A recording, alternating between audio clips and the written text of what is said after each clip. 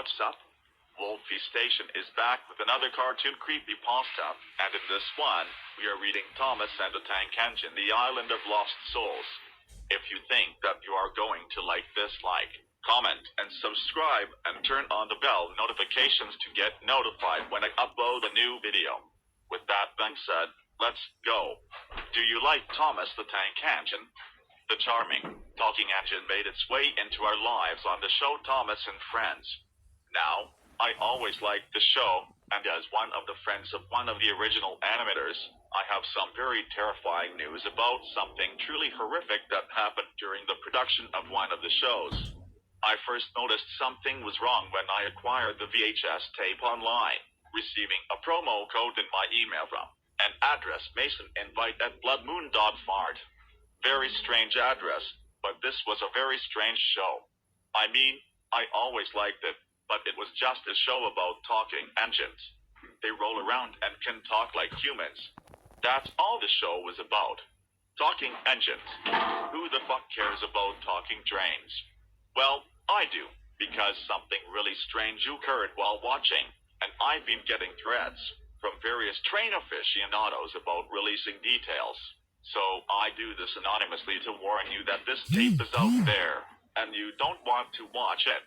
I must warn you, the following is disturbing. I received the VHS in the mail roughly the next day. Strange that a VHS tape would be used, as DVD technology and even Blu-ray are now all the rage. But soon I understood. The first thing I noticed was that I had to rewind the tape, meaning someone or something had watched it before me. When I got to the beginning, I noticed something very strange.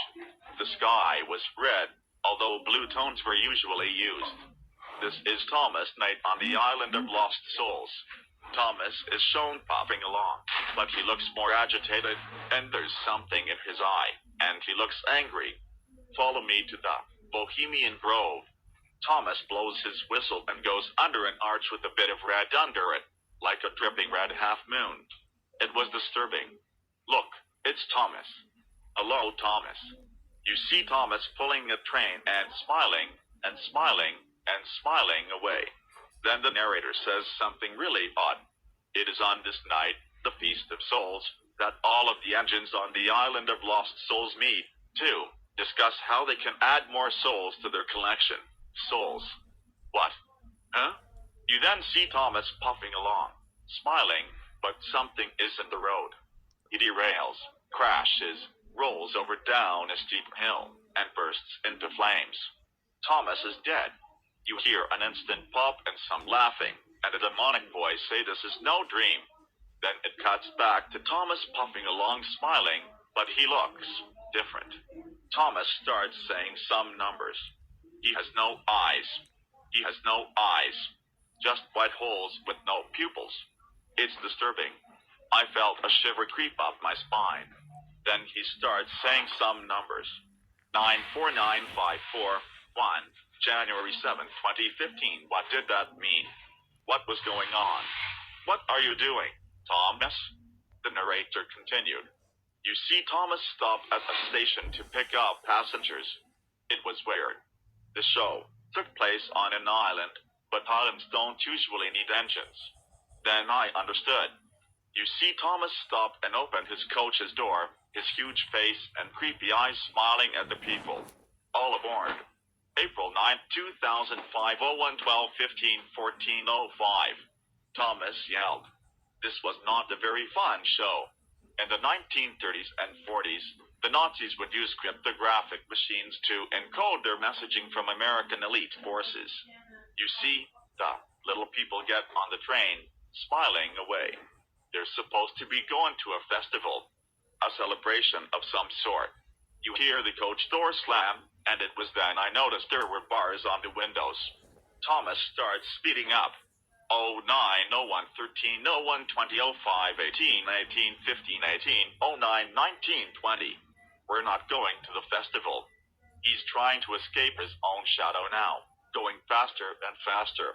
You hear audible cries from people inside the train as he begins to speed up. Then, the narrator continues. Thomas was once one of those very people going to the festival. but they took him and cut his face off. You see Thomas smiling, the face sort of disconnected from the body, blood dripping down. He used to be just like you, but one day, he chose not to listen. Thomas is going faster now. The last car. The train. Speeding up. The sounds of audible screams, and people banging from the window as sparks fly all over the place. January 14, 2004, 0102, 1805, 0104, 15, 1608, 09, 1205. Why did he keep talking in numbers? I didn't want to watch this anymore. I didn't like this show anymore. He sped up even faster now. Come on, let us out. You see the little claymation, or was it animation? Or were those real people banging on the doors? They tried to break the windows, and you see blood pouring down their little clay CG hands as they start to cry and melt. The destination is inside you. Thomas yells. One of them breaks the door open, and Thomas slams his own coach door hinge, cutting the arm off of the person. He passes under something called the Arch of Agony, and you hear someone narrating some weird, ancient ritual involving a king. I'm sure what Thomas said next would make some sense of this. 06 21 03 11 25 15 21 18 04 15 07 19. What the fuck was going on? Heave ho, Thomas. The British narrator yelled, now sounding violent and angry, maybe even disheveled. But Thomas wasn't just carrying people. He also was pulling fuel tankers holding fuel. Thomas smiles. I love you, and I always will. A spark ignites under the carriage, triggering a fuel commodity held in one of the rearmost cars. Flames begin to rise as the people begin to bang on the doors. You see them screaming, melting, turning to skeletons. The smell of burnt hair began to emit from the tape, or was that my imagination? Come to think of it, the tape was burned to begin with. It's the night of the blood moon. The narrator continues. The night when all the ghouls come out to worship and drink the blood of the innocent. You see Thomas crying blood as his face explodes off instantly. No one ever enters the island, and no one ever leaves. Imagine being turned into an engine, your internal organs glued into the inner mechanisms of rotating pistons and gluttonous blood lines. Indeed, you see there is not cold but blood pouring from inside Thomas, and a beating heart wired into the back wall, struggling to beat. I'm not an engine. Thomas cries. I'm a human. You see his engine face laying on the floor, a shell of itself. A skull lies underneath. The skull engine crashes through a wall and explodes into a billion pieces. Pieces of burnt flesh, dead birds, and torn metal rain from the sky. I vomited, puked all over the couch. This was the most disgusting thing I had ever watched. I'm okay, Thomas said. We're all okay now. You see Thomas' internal organs are glued to a cave wall, an engine skeleton with engine bones, smiling. You see the bodies of the passengers, contorted, bleeding, some dead in shock. You see men in robes come out with syringes. Little claymation, animation, real, men in robes. Some stumbled, some laughing, their faces obscured, but you just know they are smiling. More numbers. Thomas' disembodied voice. C9H903. C9H903. No, no, no. A clear metal case marked adrenochrome and the syringes being shoved into the necks of the charred remains. The narrator continued. And that's how Thomas lost all of his engine blood. It is the duty of the affluent to consume the blood of the innocent. The narrator was still talking, even though there was nothing on screen. Adrenochrome is unscheduled by the Controlled Substances Act in the United States, but if sold as a supplement, sales must conform to U.S. supplement laws. If sold for consumption as a food or drug, sales are regulated by the FDA. What the fuck did this have to do with my favorite show about the TV train?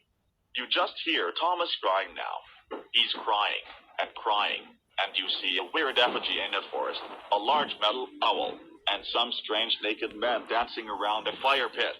I swear some of them looked like celebrities. Doctors, musicians, former presidents. Star football players. Oh God, what was this? Then the tape ended. To this day, there are only 2 known copies in circulation, and I had both of them. Last summer, someone broke into my house and stole both of them. Oh, they tried to make it look like a robbery. They had a garbage bag and filled it with old newspaper and various numbers. They killed my pet goldfish, Sweet Gums. They even threw my silverware on the lawn and used fake fingerprint decals to throw me off the chase. But I knew, along with Rocco's Modern Life, my Chuck E. Cheese training video, and a few others, the tape had been smashed. The tape fiber had been removed, flossed into someone's ass, cut and reinserted, all to make it look like someone had broken it while stealing my Super Nintendo controllers and souvenir bowling trophies. Well, the tape itself was ruined, but it wasn't stolen, and the police wouldn't even investigate. Told me politely it was beyond their purview and tersely ended the call. No one will investigate, so I suppose it's all just supposed to be that I'm crazy. But I knew what I saw, and the truth is, they know what they saw. They wanted to invite me into their disgusting train game, their sick cabal of lunatics that drink human blood out of skulls while dancing naked around an owl statue and worship train sets in the pale moonlight. But I refused. I'm incorruptible. And the moment you realize it's all just a game, that's when they get you. They're not as clever as they think they are. The elites are losing. I will ruin them. They aren't going to get away with this. They aren't going to ruin my train show, and they aren't going to ruin train shows for the rest of us. They sent me pictures of trains for weeks. It's how the elite mock you. They sent pictures of me photoshopped naked in train crashes. It was horrible. Why would they do this? I live near a railroad, and I even saw a train casing my place. Oh, they tried to build a rail through my house so they could run me over. I told that guy laying rail to scram angrily. Every once in a while I hear one stop outside my window, but the train rushes off. Boxcar hobos have been sleeping on my lawn, riding the rails so that the elites can pry that tape out of my cold dead hands. But they know I have a third copy. They just know. They saw the VHS copying machine I purchased at Woolworths in the 1970s. They know I know their game, and I know they know I know their game, and their game is one that I know. It's their game. A few weeks later, I got a strange letter in the mail. May 15, 2017. Did I ever tell you how a train works? You see, the conductor and the engineer go a certain speed. That's how they trip the light and the little bar lowers to stop the flow of traffic. But if the train is speeding, even a little, they'll outrun the tripwire. That means that the bar lowers after the train passes. Various mysterious deaths can be found across the United States, involving the trains being told to go faster and the cars being told to go slower. Or maybe the wire doesn't trip at all. I mean, I don't know, but they do. And they're the ones that trip the wire. It's a shame you're still on the rails. And you're gonna stay on the rails forever. You could have been one of us. You could have climbed to a higher level, but you're just a fucking coward loser. Dork, nerdo who collects pictures of trains. Kill yourself. Signed, Thomas the Tank Engine. PS 30. Jerks. Well, that's it for this video. My review on it is about 6 out of 10. And yeah. Anyway, I hope you guys did enjoy it. If you guys did, let me know in the comments below, and let me know if you want me to at least find a creepypasta stuff. So, this is Wolfie Station. Peace out.